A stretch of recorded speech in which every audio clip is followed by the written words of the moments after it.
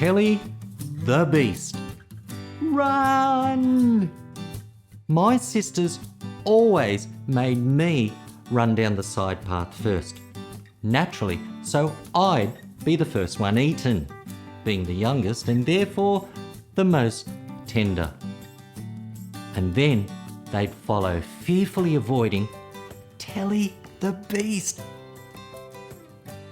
Telly was the angry, mouth-frothing, teeth-snarling, fire-breathing Alsatian from the bowels of hell who lived next door where we grew up. Now, thank heaven for the wooden paling fence that stood between Telly and the side pathway that led to our backyard. It was our only passage to our back door because we weren't allowed to come in through the front door after school because we'd get the carpet dirty. So us kids had to cheat death by running down the side pathway just to get to our back door. It was a daily, not-so-friendly kid suicide run. It was scary to have to go to and from school knowing that Telly would be there at the beginning and at the end of each day, waiting to eat us alive. Every day he'd go insane level bonkers as we ran past, jumping and barking at us, chomping at the bit to chomp us to bits. Life can be a little bit like that, can't it?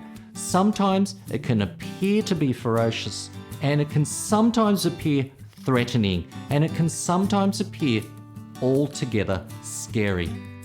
Sometimes life appears to bark at us and snarl at us, and sometimes make us feel helpless and vulnerable, and even make us feel a little like the evening's delicious sitting duck on a platter. Now I remember my dad wasn't afraid. I know because one day Telly found his way through a loose paling in the fence and was running free in our backyard. Free in our backyard. While us kids were inside the safety of the kitchen crying and screaming for a hero, my dad marched straight out and calmly led Telly back into his yard, then boarded up the loose paling. Now Dad didn't threaten him. He didn't yell at him or even try to grab him and drag him back. He just wasn't afraid, and Dad calmly and gently did what he needed to do in the situation. Wait a minute. How come my dad wasn't afraid of the beast? Why didn't he take any weapons for the rescue? How come he didn't call the police, a lion catcher, the FBI, Mulder and Scully? Mulder and Scully? I couldn't help wondering about what I would have done had I found myself face to face with Telly, minus the wooden fence.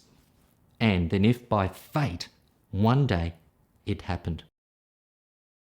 I like getting to school early, so running up the side passage and getting past Telly quickly fit the brief. Now one morning, I thought it'd be clever, sneak around to the side fence and bolt up the side passage before Telly knew I was even there. Vroom! I was lightning. I had escaped all the way down the side pathway and out across the front yard and onto the footpath. Da-da-da-da-da-da. I had defeated the beast. I'd gotten past him, but before I could take my next step, there on the road stood a snarling, mouth-drooling Telly. Telly was loose. I froze on the spot. Telly ran straight at me, barking. I was dead. Then, to my utter surprise, Telly stopped at my statue-stiff legs, sniffed my deathly sweating hands, licked them, jumped around a bit in circles, and then, seeing as though I wasn't about to thaw out in a hurry, turned and trotted home, as if to say, "Nothing to see, nothing unusual to report. Move along, folks." Hang on. I wasn't eaten. I wasn't mauled to death, and I didn't end up on the evening news with the headline, "Little frozen scaredy cat kid eaten by dog." Now, my dad wasn't eaten either, because Telly wasn't an evil beast. My dad had known all along that Telly wasn't a bad dog, but a friendly dog. Telly's years of barking had been friendly barking, not killer barking. That's how Dad was able to put Telly back into his yard without being eaten, because there was never a threat in the first place. Us kids, we were the ones who had wrongly assumed that Telly was a beast. It was us kids who had completely misread the situation. It was us kids who were petrified by a powder puff, who we'd assumed was a natural-born killer. It was us kids who had wrongly interpreted appearances. And it was us kids who had wasted so many years being scared of a pet who all along had just wanted to play. Telly wasn't evil, he was innocent, created from our silly assumptions. You know, there are indeed scary dogs out there, and we'd be wise to keep our distance or avoid them altogether. But Telly wasn't one of them. Similarly, there are scary situations out there, and we'd be wise, or perhaps rethink some things from a fresh perspective. But Telly wasn't one of them either. I came to realise that day that I had made a life mistake. I came to realise that I had worried all those years for nothing. I realised that I had wasted my time being scared for all of those years for no reason.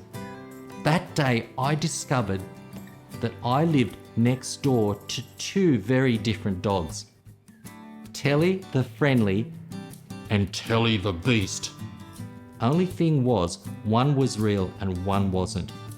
I know because Telly the beast was only in my imagination, inside my head.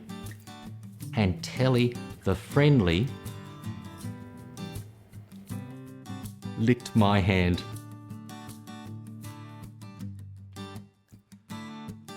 What a waste of years. See you next time.